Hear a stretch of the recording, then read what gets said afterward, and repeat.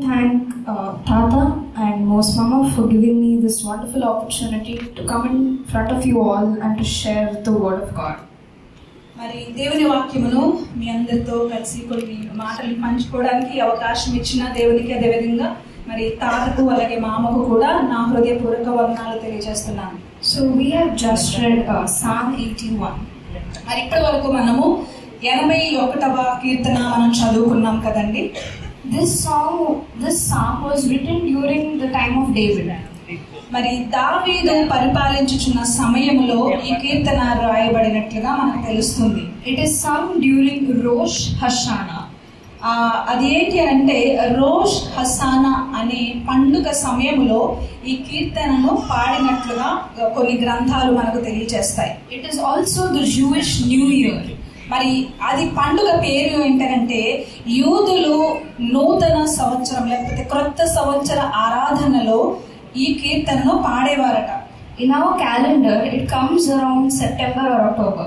మరి మన క్యాలెండర్లో మన భారతీయ క్యాలెండర్లో గనక మనం చూస్తే అది సెప్టెంబర్ లేక అక్టోబర్ మాసంలో ఈ పండుగ ఆచరించేవారు.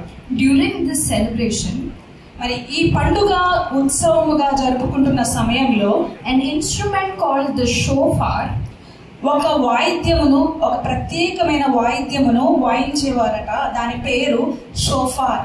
It was made from the horn of a ram. ఆ వాయిద్యమును ఆ పరికరమును దేనితో తయారు చేసేవారంటే ఒక పొట్టేలు కొమ్ము ఉంటుంది కదండి, ఆ కొమ్ముతో ఆ వాయిద్య పరికరాన్ని తయారు చేసేవారు. It was blown to call the people to remember God delivering them out of Egypt. మరి ఎప్పుడెప్పుడు ఆ పరికరాన్ని వాళ్ళు ఉపయోగించి ఆ శబ్దాన్ని చేసేవారు అంటే ఇశ్రాయేలులను దేవుడు ఐగుప్తు దేశములో నుండి బానిసత్వం నుండి విడిపించాడు అని వారికి జ్ఞాపకము చేయవలసి వచ్చినప్పుడల్లా ఆ వాయిద్యాన్ని వారు ఊదేవారు, వాయించేవారు. It was also blown to call the people to repent for their sins. అంత మాత్రమే కాక వారు తమ పాప క్షమాపణ చేయవలసిన సమయము అని వారికి జ్ఞాపకం చేయడానికి గాను ఆ వాయిద్యాన్ని వారు వాయించేవారు. We can understand this message because it is conveyed in verses 1 to 5 in Psalm 81. మరి ఇది మనకు ఎలా అర్థమైంది అంటే మనం ఇప్పటి వరకు చదువుకున్న కీర్తన 81వ కీర్తన మొదటి 5 వచనాల్లో మనకి ఆ విషయం స్పష్టంగా అర్థమవుతుంది. So how does this apply to our lives? అయితే మనం చదువుకున్నాం సరే, అప్పుడు వారు ఆ వాయిద్యాన్ని వాయించేవారు, పాప క్షమాపణ ఒప్పుకోలు ప్రార్థన చేసేవారు. మరి ఈ సమయంలో నివసిస్తున్న మనకు ఇది ఏ విధంగా వర్తిస్తుంది? There is a clear difference between us and the Israelites. అయితే మనకు ప్రస్తుతము నివసించుచున్న మనకు అలాగే అప్పట్లో నివసించిన ఇశ్రాయేలీయులకు కూడా ఒక స్పష్టమైన తేడాను మనం గమనించగలం. We do not celebrate with chariots or trumpets or music. మరి మనము ఉత్సవంగా చేసుకుంటున్న టైంలో మరి రథాలను ఉపయోగించి, గుర్రములను ఉపయోగించి, లేకపోతే కొమ్ములు ఊది, బాకానాదములు ఊది మనం అలా చేసుకోం కదండి పండుగలు. But we have to celebrate with hearts that thank Jesus. ఈ సమయంలో విశ్వాసులుగా ఉన్న మనము ఆ వాయిద్యాలను, ఆ రథాలను ఉపయోగించలేము. కానీ మన హృదయం అనే హృదయముతో మనము దేవుని మనస్ఫూర్తిగా ఆరాధించగలం. In verses 6 and 7, 6-7 వచనాలు కనుక మనం గమనిస్తే God reminds Israel of his mighty power.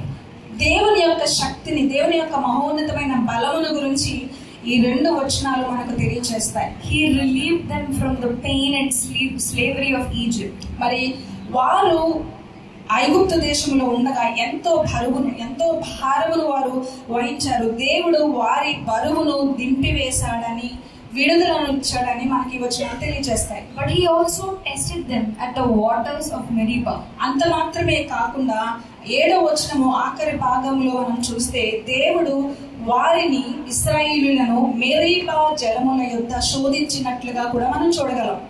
By this we can understand one aspect of God's character.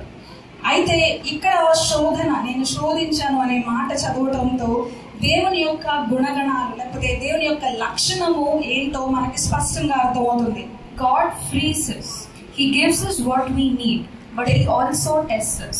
దేవుడు మనల్ని బాధల నుండి విడిపిస్తాడు, మనల్ని స్వస్థపరుస్తాడు, మనల్ని కానీ దానితో పాటుగా మనల్ని పరీక్షల గుండా తీసుకుని వెళ్ళి మనల్ని శోధిస్తాడు కూడా మనకు అర్థమవుతుంది.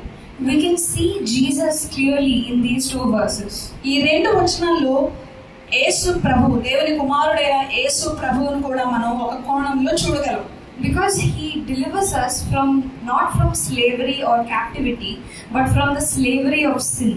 మనల్ని మన బంధకాల నుండి, మన దాసత్వం నుండి దేవుడు విడిపిస్తాడు. వాటితో పాటుగా మన పాప భారం నుండి కూడా యేసయ్య మనల్ని విడిపిస్తాడు. Our sins and our mistakes, they do not define us. ఒకటి గుర్తు పెట్టుకోవాలి, ఏంటి అంటే మనం పాపలం కదా, లేకపోతే మనం చేసిన పాప క్రియలు మనల్ని లేకపోతే మన యొక్క నిర్వచనము మన పాపాల ద్వారా తెలియదు. మనమేంటో మన పాపాల ద్వారా తెలియదు. We are washed by the blood of Jesus. ఎందుకనగా మన పాపములను బట్టి మనము తీర్చబడడం. ఎందుకనంటే యేసయ్య రక్తము ద్వారా మనం అందరము పాప క్షమాపణ పొందుకోగలం. John chapter 8 verse 36 says, whoever the Son sets free is free indeed. యోహాను సువార్త 8వ అధ్యాయము 36వ వచనం గనుక మనం చూస్తే, యోహాను సువార్త 8వ అధ్యాయము 36వ వచనం, కుమారుడు మిమ్మును స్వతంత్రులనుగా చేసిన యెడల మీరు నిజముగా స్వతంత్రులయ్యుందురు. And in Meribah we can remember that water came after striking the rock. మరి మెరీబా జలముల యొద్ద దేవుడు ఇశ్రాయేలును శోధించినట్లుగా చూసాం. అయితే మెరీబా జలములను దేవుడు సూచిస్తుందండి. ఒక బండ నుండి, ఒక రాయి నుండి దేవుడు వారికి సరిపడిన నీటిని తీసుకొచ్చినట్లుగా మనం చూడగలం. In 1 Corinthians chapter 10 verse 4, Paul tells us that the rock was Christ. మరి యేసయ్యను నేను అక్కడ చూడగలం అని నేను ఎందుకు చెప్పాను అని అంటే, ఒకసారి చూద్దాము. మొదటి కొరింథీయులకు రాసిన పత్రిక 10వ అధ్యాయము 4వ వచనం ఒకసారి చూద్దాం. 1 కొరింథీ 10వ అధ్యాయము 4వ వచనం, అందరూ ఆత్మ సంబంధమైన ఒకే పానీయమును పానము చేసిరి, ఏలైనగా తమ్మును వెంబడించిన ఆత్మ సంబంధమైన బండలోనిది త్రాగిరి. ఆ బండ ఎవరండి? ఆ బండ క్రీస్తే. So let us look at verses 8 to 12. మరలో ఒకసారి మనం చదువుకున్న కీర్తన భాగంలోకి వెళ్దామండి. 81వ కీర్తన 8 to 12. 8 నుండి 12 వచ్చిన వరకు ఒకసారి చూద్దామండి. 81వ కీర్తన 8 నుండి 12. నా ప్రజలారా ఆలకింపుడి, నేను మీకు సంగతి తెలియజేతును. అయ్యో ఇశ్రాయేలు, నీవు నా మాట వినిన యెడల ఎంత మేలు. అన్యుల దేవతలలో ఒకటినో నీలో ఉండకూడదు. అన్యుల దేవతలలో ఒకదానికి నీవు పూజ చేయకూడదు. ఐగుప్తుల దేశంలో నుండి నిన్ను రప్పించిన నీ దేవుడనగు యెహోవాను నేనే. నీ నోరు బాగుగా తెరుము, నేను దానిని నింపెదను. అయినను నా ప్రజలు నా మాట ఆలకింపకపోయేది, ఇశ్రాయేలీయులు నా మాట వినకపోయేది. కాబట్టి వారు తమ స్వకీయ ఆలోచనలు బట్టి నడుచుకున్నట్లు వారి హృదయ కాఠిన్యమునకు నేను వారిని అప్పగించుకుని. When we are reading this psalm, we usually skip these 3 or 4 verses because they just seem to be God giving people instructions. మరి ఇక్కడ ఈ 4-5 వచనాల్లో మనం ఏకాగ్రతతో కొన్నిసార్లు చదవలేమో అనిపిస్తుంది. ఎందుకనంటే దేవుని సంబంధించిన లేకపోతే దైవ భక్తి కలిగిన ప్రజల్లో ఉండవలసిన లక్షణాల గురించి మనం ఇక్కడ చూడగలం. But here there is so much meaning and so much to understand. మరి అయితే ఈ 4 వచనాల్లో నుండి మనం ఎంతో గొప్ప సంగతులను మనం గ్రహించగలం. First, we can hear the heart of God crying out. ఇక్కడ 8వ వచనం చూస్తే దేవుడు యొక్క హృదయము కన్నీరు కారుస్తున్నట్లుగా, ఏడుస్తున్నట్లుగా మనకు అర్థమవుతుంది. Can you imagine God who created the entire universe is crying for people? మరి అయ్యో ఇశ్రాయేలు, నీవు నా మాట వినిన యెడల ఎంత మేలు అనే మాటను చెప్తూ దేవుడు రోధిస్తున్నట్లుగా, వేదనతో ఏడుస్తున్నట్లుగా అర్థమవుతుంది. ఈ సృష్టి అంతటిని చేసిన సర్వశక్తి సంపన్నుడైన దేవుడు కన్నీరు కాచడం లేకపోతే దుఃఖపడడం మనం ఊహించలేం కదండి. If he is feeling emotional and he wants the people to hear it, then how important is it? ఆయన ఎంతో వేదనతో మాట్లాడుతున్నట్లుగా మనం చూడగలం. అయ్యో ఇశ్రాయేలు అని చెప్తున్నాడు, నీవు నా మాట వింటే ఎంత బాగుంటుంది, నీవు నా మాట వింటే ఎంత బాగుంటుందని దేవుడు చెప్తున్నాడు అంటే అది చాలా ప్రాముఖ్యమైన విషయము అని మనం గ్రహించాలి. He is calling the people to come and listen to his words. ఆయన అంటున్నాడు, నీవు రండి, నా మాట వినండి, నేను చెప్పేది ఆలకించండి అని దేవుడు చెప్తున్నాడు.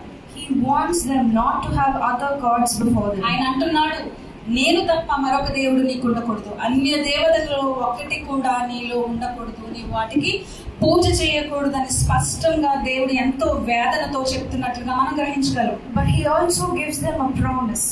అయితే ఆ హెచ్చరిక చేసిన దేవుడు ఒక వాగ్దానమును కూడా ఇక్కడ ఇస్తున్నాడు. He promises them that if they open their mouth, he will fill it. ఆయన అంటున్నాడు 10వ వచనము 2వ భాగంలో అంటున్నాడు, నీ నోటిని బాగుగా తెరుము, నేను దానిని నింపెదను. By this we can understand that God is a God of justice. అయితే మరి ఆయన శోధిస్తాడు మనుషులను, హెచ్చరికలు చేస్తాడు, వాగ్దానాలు ఇస్తాడు. కానీ ఒకటే జ్ఞాపకం చేసుకోవాలి, దేవుడు అని ఆయన ఒక న్యాయాధిపతి, న్యాయమును నీతిని ప్రేమించేవాడు. When we work with someone or we sign a contract, మరి మనం గమనిస్తే ఈ లోకంలో ఒక మనిషితో ఒక కాంట్రాక్ట్ లేకపోతే ఒక ఒప్పందం కుదుర్చున్నాం అనుకోండి, equal work has to be put in from both sides. మరి ఇద్దరు వ్యక్తులు కూడా ఏ ఒప్పందంలో భాగస్థులైన ఇద్దరు కూడా ఆ పనిని సమానముగా వహించాలి, ఆ భారాన్ని సమానముగా భరించాలి. Here we can recall that God signed a contract with Abraham. ఇక్కడ మనం ఒక విషయాన్ని జ్ఞాపకం చేసుకుందాం. పాత నిబంధన గ్రంథంలో దేవాది దేవుడైన ఆయన అబ్రహాముతో ఒక ఒడంబడిక, ఒక ఒప్పందం చేసినట్లుగా మనం జ్ఞాపకం చేసుకోవాలి. This contract also applies to Abraham's children. ఆ వాగ్దానం లేకపోతే ఆ ఒడంబడిక అబ్రహాముతో మాత్రమే ఆగిపోదు, ఆయన తరువాతి సంతానము కూడా వర్తిస్తుంది. God will bless them if they obey his commands. ఆయన అంటున్నాడు, నీవు నా మాట విని నా ఆజ్ఞలను గైకొనిన ఎడల నేను దీవిస్తాను, నేను ఆశీర్వదిస్తాను అనే ఆ ఒడంబడికలో ఒక భాగంగా ఆయన వాగ్దానం చేసి ఉన్నాడు. But Israel did not obey God. అయితే ఇశ్రాయేలు అనేక సార్లు కూడా దేవునికి విధేయత చూపించడంలో విఫలమయ్యారు, ఎప్పుడు కూడా అవిధేయులుగానే ఉన్నారు. And so God made their hearts stubborn. మరి అందుచేతనే ఆయన అంటున్నాడు కదా 12వ వచనంలో ఆఖరి భాగంలో, వారి హృదయ కాఠిన్యముతో చేసిన తప్పులకు గాను నేను అంటున్నాడు, వారి హృదయ కాఠిన్యమునకు నేను వారిని అప్పగించితిని. We can see Jesus in these verses in this manner. మరి యేసయ్యను కూడా ఒకసారి ఈ వచనాల్లో కూడా మనం చూడగలం. He is the final voice of God. దేవుని యేసు ప్రభు ఆ తండ్రి అయిన దేవుని యొక్క స్వరమై ఉన్నాడు. He is the last resort. ఆయనే మనము ఆశ్రయించదగిన ఆశ్రయపురము. We can see it in Mark chapter 9 verse 7. Mark సువార్త 9వ అధ్యాయము 7వ వచనం ఒకసారి చూద్దామండి. మార్కు సువార్త 9వ అధ్యాయము 7వ వచనం. ఎవరైనా బిగ్గరగా చదువు సహాయం. మేఘం ఒకటి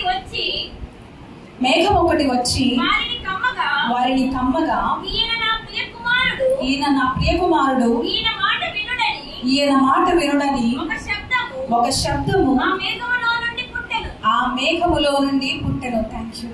And we can also see that as the people of Israel rejected God's commands, మరి పాత నిబంధన గ్రంథం అంతా చూస్తే దేవుని ప్రజలైన ఇశ్రాయేలీయులు దేవుని ఆజ్ఞకు విధేయత చూపించలేదు, దేవునికి తిరుగుబడ్డారు. And so they also rejected Jesus. ఆ విధంగా చూస్తే వారు కుమారుడైన యేసయ్యను కూడా వారు వ్యతిరేకించారు, అవిధేయులు అయ్యారు. We can remember that when Jesus went to his hometown and preached in the synagogue, మరి నజరేతు అనే పట్టణంలోనికి, ఆయన సొంత గ్రామంలోనికి వెళ్ళి దేవాలయంలో యేసయ్య ప్రసంగం చేసినప్పుడు లేకపోతే బోధించినప్పుడు అనేక మంది ఆయనను వ్యతిరేకించారు. They even tried to kill him. మరి ఎంతగా వ్యతిరేకించారంటే ఆయనను చంపేయాలని ఒక ఉద్దేశం వారు కలిగి ఉన్నారు. When he spoke under the colonnades of Solomon in the temple, మరి యేసయ్య దేవాలయంలో మాట్లాడినప్పుడు they tried to stone him. ఆయనను రాళ్లతో కొట్టడానికి కూడా ప్రయత్నం చేశారు. But those who listened to him were given eternal life. మరి అయితే ఆ బృందంలో ఆ గుంపులో లేక ఎవరైతే యేసయ్య చెప్పిన మాటలు విన్నారో విధేయత చూపించారో వారందరికీ కూడా నిత్య జీవం అనే దాన్ని దేవుడు వాగ్దానం చేశాడు. Let us look at verses 13 to 16. మరి ఆఖరి 4 వచనాలను చూద్దామండి. 81వ కీర్తన 13 నుండి 16 వచనాల వరకు ఒకసారి చూద్దాం. Here, God is longing that His people would listen to what He has to say. ఆయన అంటున్నాడు మరలా ఒకసారి, అయ్యో నా ప్రజలు నా మాటను వినిన ఎడల ఎంత మేలు అని మరొకసారి దేవుడు అంటున్నట్లుగా మనం చూడగలం. He promises them that He will give them victory over His enemy. ఆయన అంటున్నాడు, మీరు నా మాట వినండి, నేను మీ శత్రువులపై మీకు విజయం ఇస్తాను, మీ శత్రువులను నేను అనగదొక్కుతానని వాగ్దానం ఇస్తున్నాడు. That He would provide for them in abundance.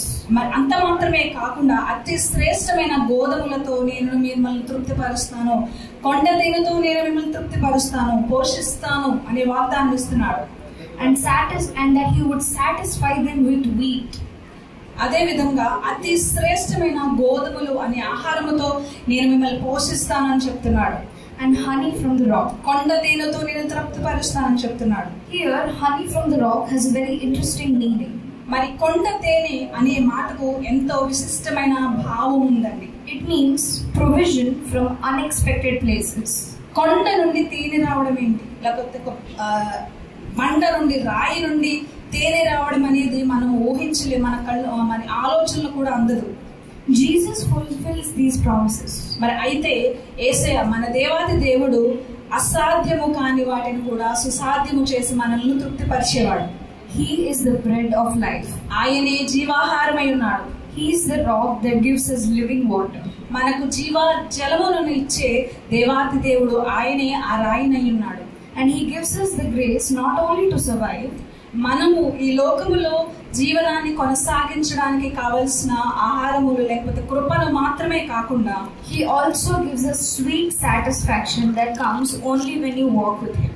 ఆయనతో నడిస్తే, ఆయనతో ఆయన వెనకాల అడుగులు వేసి నడిస్తే గనక ఉండే ఆ తృప్తికరమైన జీవితాన్ని కూడా దేవుడిస్తాడు మనకు. Because of Jesus, the sadness of God is turned into fulfillment. మరి యేసయ్య చేసిన త్యాగం వలననే దేవుని యొక్క ఆ వేదన, ఆ దుఃఖము, పాపము అనే దుఃఖము మరి యేసయ్య చేసిన త్యాగము వలన సంతోషముగా మారింది. Lastly, let us take a look at the importance of Rosh Hashanah. మరి నేను చెప్పాను కదండి, యూదుల నూతన సంవత్సర పండుగ పేరు రోష్ హషానా అని. దాని యొక్క ప్రాముఖ్యతను గురించి ఒక 2-3 మాటలు నేను చెప్పి ముగిస్తాను. It is a wake-up call to the people of Israel to repent and remember God. ఆ ప్రతి సంవత్సరం కూడా వారు ఏం చేసేవారు, దేవుడు వారిని విడిపించిన దాన్ని జ్ఞాపకం చేసుకోవడానికి, అలాగే వారి పాప క్షమాపణ ఒప్పుకోలు ప్రార్థన చేయడానికి జ్ఞాపకార్థముగా వారు ఆ సమయంలో ఆ పండుగను ఆచరించేవారు. It was to remember how God brought them out of Egypt and caused the Exodus. మరి ఐగుప్తు దేశంలో బానిసత్వం నుండి దేవుడు ఎలా వారిని విడిపించాడు, కొన్ని సంవత్సరాల పాటు వారి నిర్గమ కాలంలో దేవుడు వారిని బయట కూడా అరణ్య ప్రదేశంలో కూడా దేవుడు ఎలా నడిపించాడు అనే వారి జ్ఞాపకం చేసుకోవడానికి గాను ఆ పండుగను ఆచరించేవారు. But we also have a Rosh Hashanah. వారికి మాత్రమే కాకుండా మనకు కూడా రోష్ హషానా అనే పండుగను మనము కూడా ఆచరించాలి. Because it is not the same festival as the Jews celebrate, but it is for us to look forward to the last trumpet. మనము ఆ సమయంలో వారు ఒక కొమ్ము నుండి లేకపోతే పొట్టేలు కొమ్ముతో చేసిన వాయిద్యమును, ఆ బోరను ఊదగా వారు సెలబ్రేట్ చేసుకునేవారు. మనము మరి దేనిని సెలబ్రేట్ చేసుకోవాలి, ఏ పండుగను చేసుకోవాలి అని అంటే we have to look forward to the last trumpet when Jesus returns. మనం దేనికోసం ఎదురు చూడాలి అంటే యేసయ్య వచ్చేటప్పుడు ఒక కడబూరం మ్రోగుతుంది కదండి, ఆ శబ్దం కోసం మనం అందరం ఎదురు చూడాలి. Let us read 1 Thessalonians chapter 4 verse 16. తెస్సలోనియలకు రాసిన మొదటి పత్రిక 4వ అధ్యాయము 16వ వచనం ఒకసారి చదువుకుందాం. తెస్సలోనికలకు రాసిన మొదటి పత్రిక 4వ అధ్యాయము 16వ వచనం. ఆర్భాటముతోనూ ప్రధాన దూత శబ్దముతోనూ దేవుని బూరతోనూ పరలోకము నుండి ప్రభువు దిగి వచ్చును, క్రీస్తునందుండి మృతులైన వారు మొదట లేతురు. The shofar calls the Israelites to prepare their hearts. ఇశ్రాయేలీయులు సిద్ధపడాలి అని ఆ కాలంలో బూరను ఊదేవారు. And the final trumpet will call us to be prepared to stand before God. మరి చివరి కాలంలో, అంత్యకాలంలో దేవుని బూర ఎప్పుడైతే మ్రోగబడుతుందో, దేవదూతలు ఎప్పుడైతే ప్రధాన దూత శబ్దంతో రాబోచున్నారో, మన హృదయాన్ని మనం సిద్ధపరచుకోవాలి ఆ సంఘటన కోసం. May God give us all the grace to stand as a pure bride before Him. మరి ఆయన వచ్చినప్పుడు, ఆ బూర ఊదబడినప్పుడు ఆ శబ్దం వినడానికి మనం అందరం సిద్ధపడాలని, దేవుడు మన హృదయాలను, మన శరీరాలను మరి సిద్ధపరిచి ఉండాలని ఆయన కృప కొరకు మనం అందరం కనిపెడదాం. Thank you. Thank you so much. మీ అందరికీ వందనాలండి.